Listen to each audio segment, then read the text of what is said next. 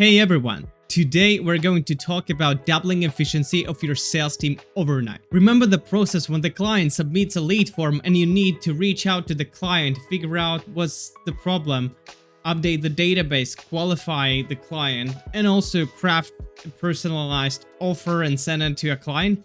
Well, with this lead to offer automation, you can literally do this in seconds. Moreover, you will provide instant and super personalized customer service for every client. You will save time on qualifying leads, updating databases, communication with clients, save time on crafting offers and personalized email for every client. You will also potentially increase the conversion rates. How? Well, let's dive in and optimize your sales workflow. Alright, and this is how our automation look like. Let's look closer what it consists of. So first we start with lead form module. Basically it could be any lead form app that you have, either it be Google form or Formidable Forms. In my case, I have my website built on the Elementor base and it has the inbuilt module for any forms that are submitted through the website. It actually looks like this. I created a special page on my website where anyone can go and submit a specific form.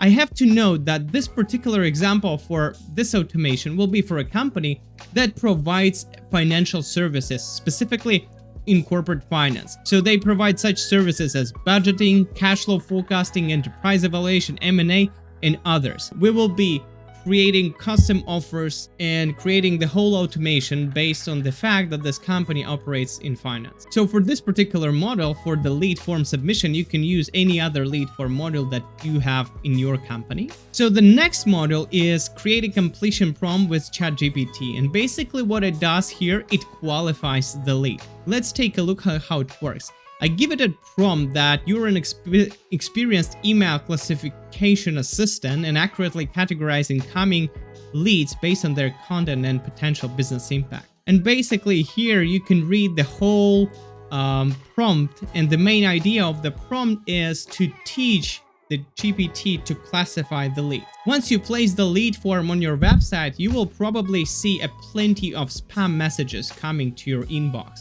And this is not what we're gonna work with. We want to work only with qualified leads that are real potential customers, real potential prospects. So this GPT bot that we will have here, it will categorize the leads in the following categories. So the categories are the following. You will have ignore category for any spam messages. You will have opportunity category for any leads and prospects that come through the lead form. And you will have needs attention category for those that are not, spam messages and are not potential prospects, but there might be some existing customers writing that they experience some issues or any other aspects, and we need to get in touch with them. And those won't be prospects. We don't need to craft any offers for them. It's just to come to our inbox and notify us that there is such a request. So the user message, so this is a system prompt that we provide, and there is a user prompt that is here. It's basically all the details that we receive from the lead form. It's a first name, last name, country, email, company, and a message, right? So this should be totally enough for a GPT to qualify the lead based on this given data. So next what happens, we have a router, and a router here works with a filter function. So the filter first allow through if it's not a spam message. So if it's a spam message, the automation ends up here and it doesn't go any further. If it's not a spam message, then we go to a router. So there is another filter that says needs attention. So this filter says if this email is not a potential prospect, but it needs our attention, it will send me a Slack message notifying that I need to catch up with this request. If this is an opportunity, so there is another filter that says, okay, this is an opportunity, let's go further. So further, we're going to be adding this lead to a database. For the database, again, you can use Google Sheets or you can use Airtable, whatever you wish. So here I just created for the demonstration purposes, whatever CRM system you're using, it should be fine. You shouldn't end up in Airtable or Google Sheets. You can use Salesforce, you can use HubSpot, you can use Monday, and any other CRM software that you have. It's pretty straightforward. For demonstration purposes, I also included the Google Sheets here.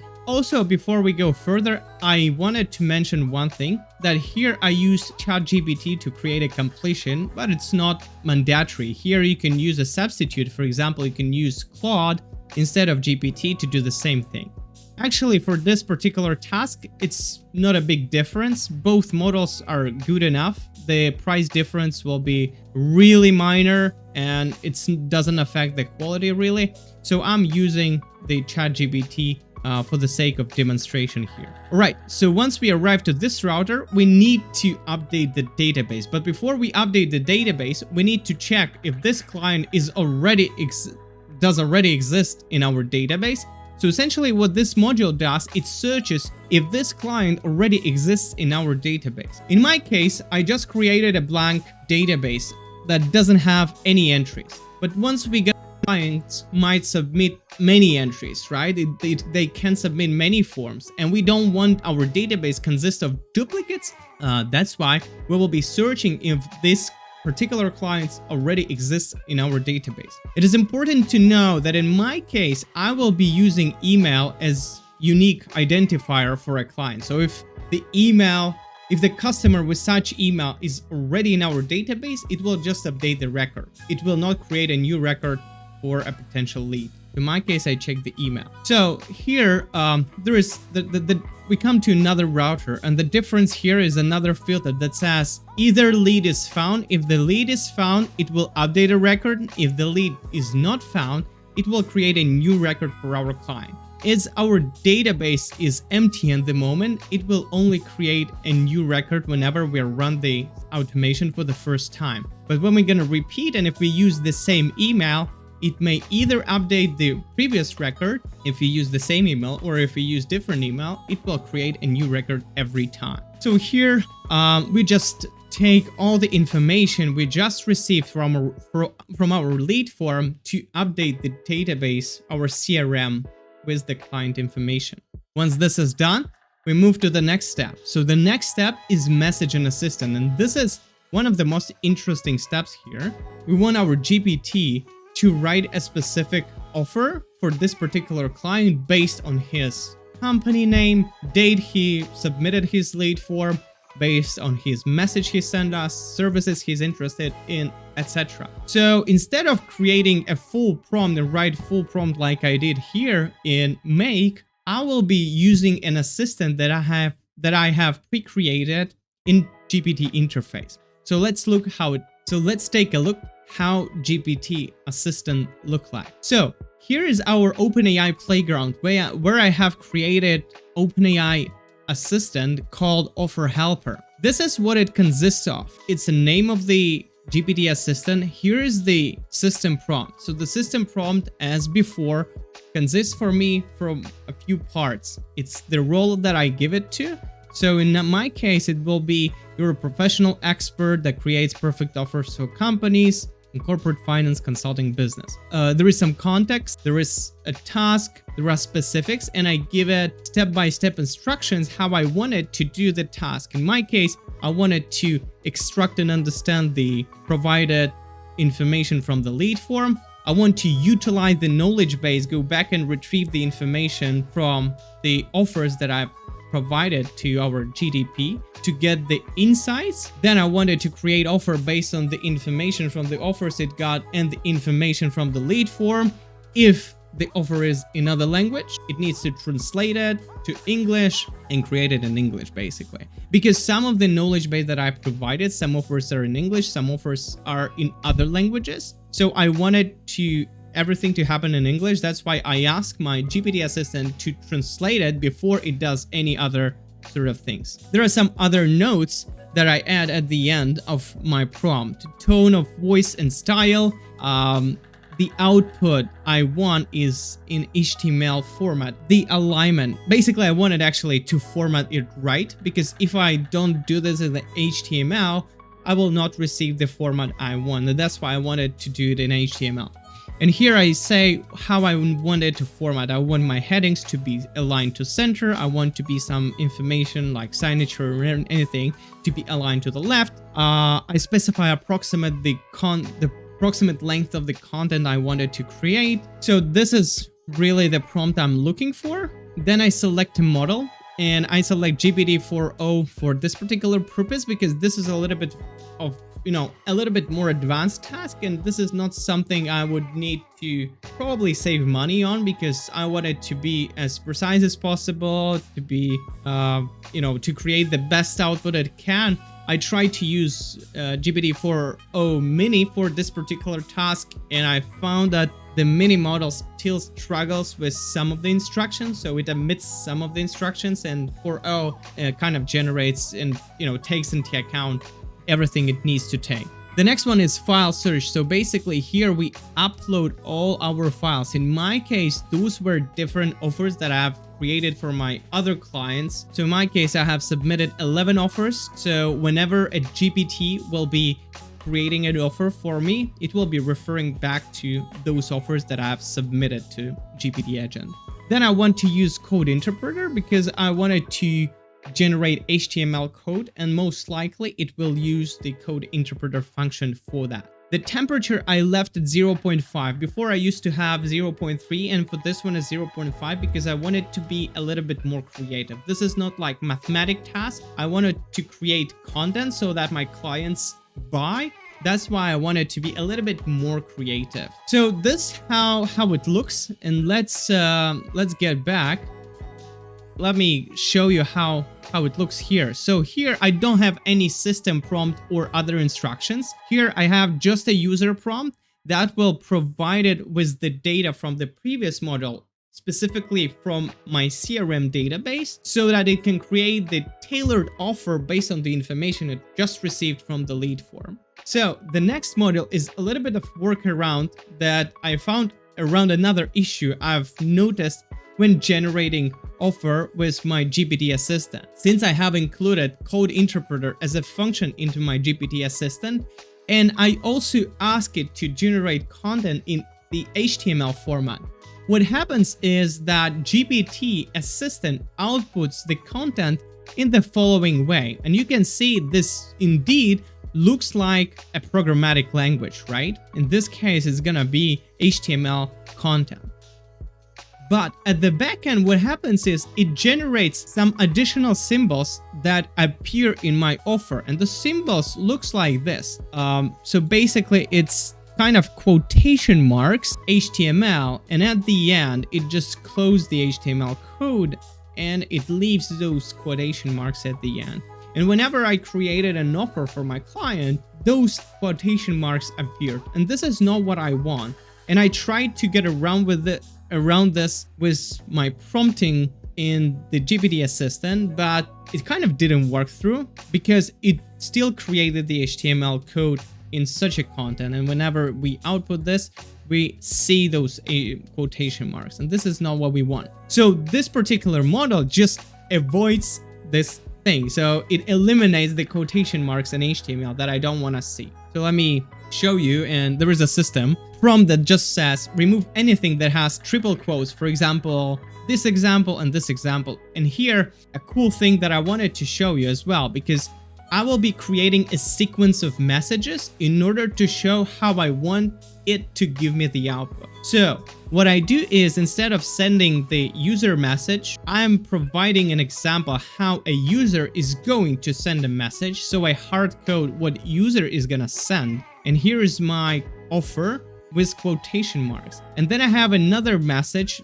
as an assistant. So imagine assistant is answering a user, and this is what content it answers with. Basically, this is the same message, just without those quotation marks. And then the last message, message number 4, is our final message that we want our GPT to answer to. So those two messages is really to show how we want our GPT to answer.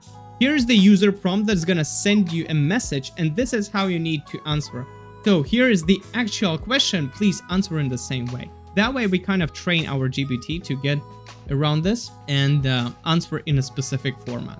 And as we can see here, we have those quotation marks, and if we go to this example, we don't have them. So that way we create a Google document. So the Google document looks like this. Let's take a look how Google document looks. And it creates it with the name whenever the date is, whatever the company requested to create it, and whatever services are there. And if we look at it, so the Google Docs looks the following. There is a corporation over, dear firm, thank you for considering. Here's the proposal. And it says budget structure, development improvement, balance sheet forecast, profit and loss forecast, cash flow forecast, assumptions worksheet, financing structure, everything related to corporate finance specifically here. I think it's budgeting services. So pretty straightforward. It also creates a price deadline based on the previous offers. So if this is something you want to adjust, that's fine. You can do that. So it says, based on the previous offer, this would cost $1,700 or so. Deadline 4 weeks, and we look forward to the opportunity. So this is how it is created in your shared folder so that everybody can access it, and you can change it at any time if you wish. So once we created a Google document, we need to download the file so we can later plug it into our email as an attachment. That's why we use HTTP module to get a file. But the problem is that Google Doc file is formatted as HTML document, and we don't want our clients to send an attachment with HTML tags. We want it to send it as PDF. So that's why we need another module that will transform our HTML code to PDF that is readable for our... And the reason we were using HTML code for our GPT, just because we wanted to format the offer nicely the way we want it. We want our headlines be aligned to center. We want it to be bold. We want it to be bigger or smaller. That's why we use HTML for that. So this particular module, it just creates the file with the name of the company, and it takes the HTML code as the input. So it generates the PDF for us. The last thing before we create the draft with email, we update our record in our Airtable database. And the reason we need this because we want to have the attached offer in our Airtable database. So if we go to our database, we can see that the offer is attached here. So we added here, and the last module is basically creating a drafty email for our clients. So I pre-create the text. In order to format the text the way I want it, I use again HTML tags here, and I use for the subject, I use the company name, date, and service. I use the email address that is provided to send it to, and I use the PDF file that I've just created to send it as an attachment. So let's see how it actually works in real life. So first, I run the module. So now my Watch Forms module waits until I submit a form through my website. So let's do that.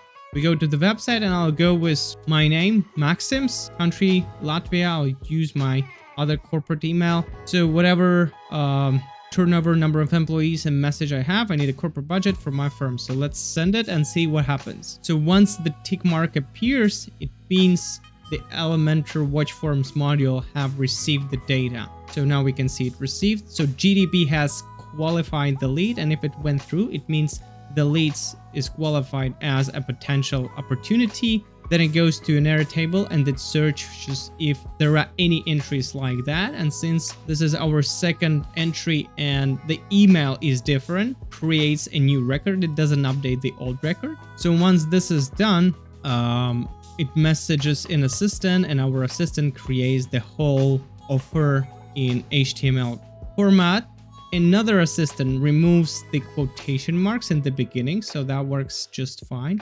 Then we have a Google document created. So let's take a look how Google Doc is. It's quite short one, but that's okay. We can expand it if we want, or we can make it a shorter one. I think for now that's okay. Let's read the final file at the end in the PDF format. Let's get back. So here we download the file, transform it to PDF, update our Airtable. So let's take a look if it's updated. Yes, the Airtable is updated. The attachment is here. And finally, we have to create a draft, and it has created a draft in my email. So cooperation proposal from Flowby to UMS Advisory, July 30 budgeting, right? It has a custom subject, and it has a custom body as well. Dear Maxims, thank you for your interest in our services. Find attached the proposal about budgeting.